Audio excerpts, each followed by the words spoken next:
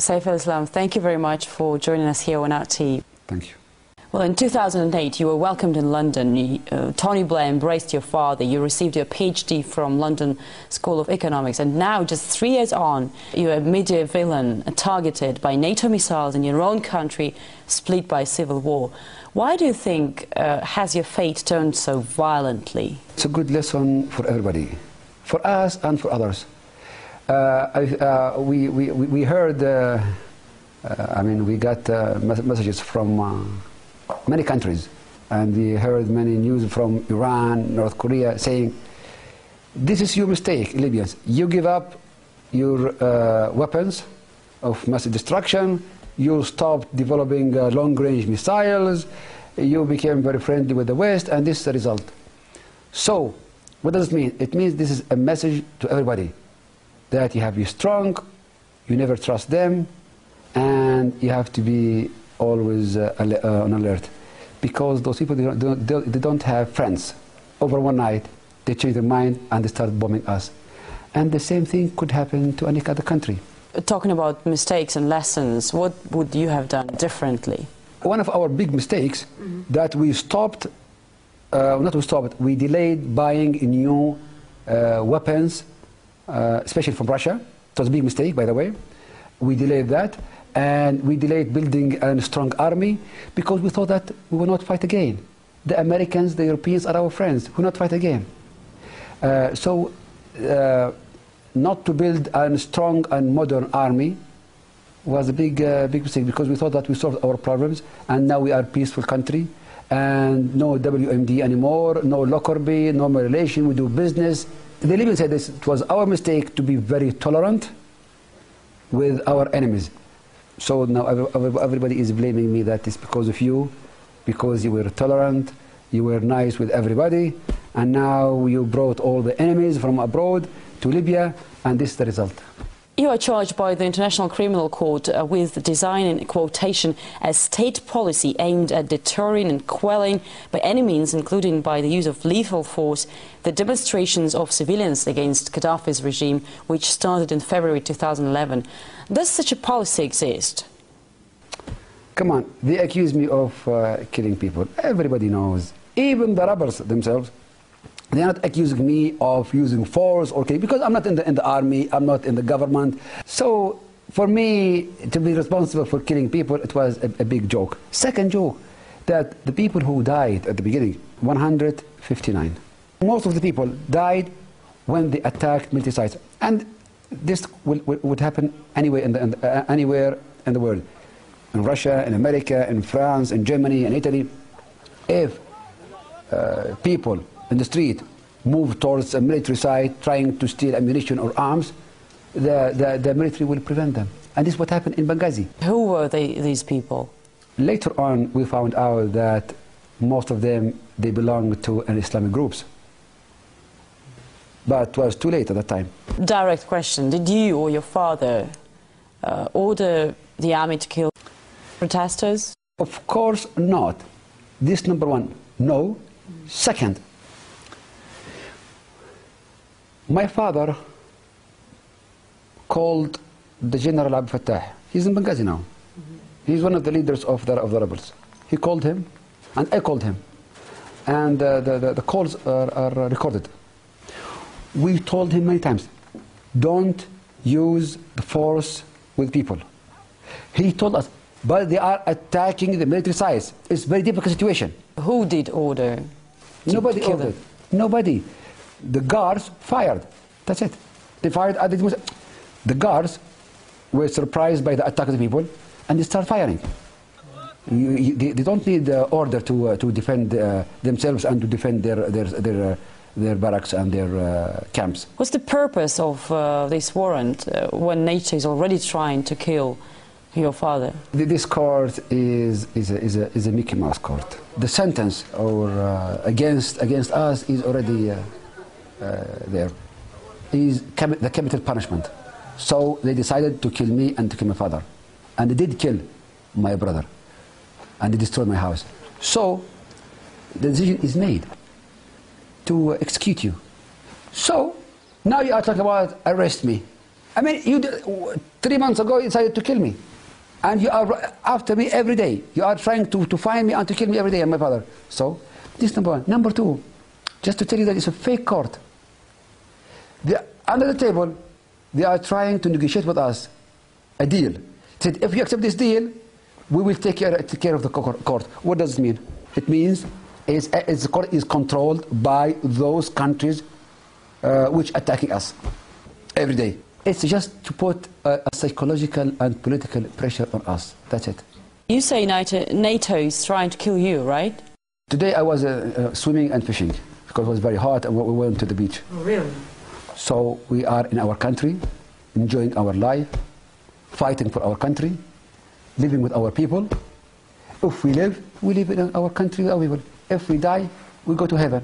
So what? NATO is bombing Libya, and the Libyan government says that more than 900 people have been killed since the beginning of the operation in March, while NATO has only admitted 9 civilian deaths. NATO destroyed our house in the middle of a residential area. Small house, surrounded by many houses. People are living there. There is a small school next to them. They bombed that house with 4 missiles. They killed my brother. He young, civilian. He had nothing to do with the war, with politics. He was studying in Germany. Because of the war, he came back to Libya. He was there, sleeping. They killed him. What NATO said, we bombed a command and control center. What command and control center? It was 2 bedrooms, kitchen, living room, small house. Just to give you an example from my family, let alone many other examples. 1 week ago, they hit the house of a friend of my father. Killed the whole family. The wife, pregnant, died. 2 young girls, all of them died. And he said, again, we are hitting a military site. A pregnant wife with her kids. They are controlling and commanding Libyan troops. Come on. It's very silly.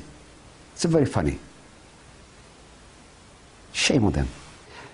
They have one target. This country is a piece of cake. Rich, full of gas, oil, and we have more than $100 billion deposits abroad, so we have to share this cake. That's it. And we have to get off Mr. Gaddafi because he's the only obstacle between us and the cake. It's as simple as that. But there are some people saying that if Gaddafi goes, the fighting will stop. Stop? Of course not. Because their goal is not Gaddafi. Their goal is to control Libya. Is to control Libya. This is the target. And the Libyans will not allow them to do that. So the fight will continue. What do you think about media war? Who's winning this war? At the beginning, they won.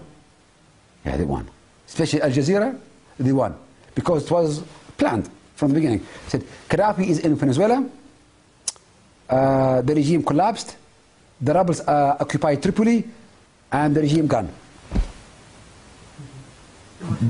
Into a big chaos in the whole country. We are still now suffering from that chaos. But now the Libyans are aware. One day, everybody in the world is saying the Libyan Navy is bombing the harbor of Misda. Misda is in the middle of the desert. It's 1,000 kilometers from here. The Libyan ships they are bombing the harbor of Misda.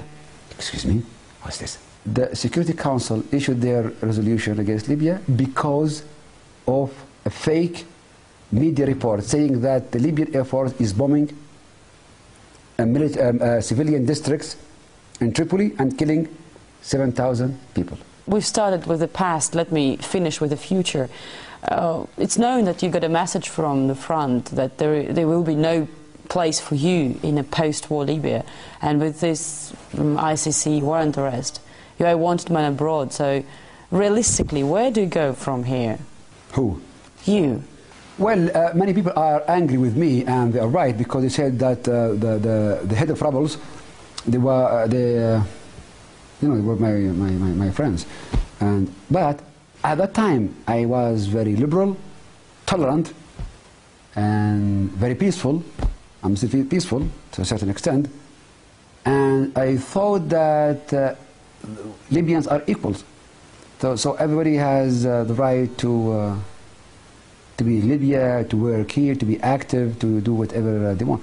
But later on we found, not me, that the whole nation found that they were, it was a big conspiracy managed by those people against Libya. So they said it's because of you, those snakes managed to penetrate our country and work with foreigners to destroy our country. So we are very angry with you because you are very tolerant. And don't forget, I released all the prisoners. At the beginning of the event, there were 0 prisoners. So everybody's playing because of you. It's too much tolerance. Do you think they're right? To be honest, we were super tolerant. Mm-hmm. I was naive. Yes. You're no longer naive? Not anymore. How you changed? I will not repeat the mistake. I will not be hit again from the same snake, from the same hole. So, I can kiss you, I can forgive you, but I will not forget. So, what you have done is going to be in our mind for a long time. And every move, every step will be calculated according to that experience. When all this nightmare will be over, how do you think? Listen, NATO and rebels, both are in a hurry. They want to finish as soon as possible because they are hungry, they are tired, they want to share the cake. Mm-hmm. It's like, for them, Libya is like fast food, like McDonald's, fast. Because everything should be fast. Fast war, fast airplanes, fast bullets, fast victory. But we are very patient because we are in our country. It's our country. We live here, we die here. So we are very patient. One day, the French will go back to Corsica and France. The Italians will go back to Sicily and Italy. The Danish will go back to Denmark. The Canadians will go back to Toronto. And Libya will be back to the Libyans.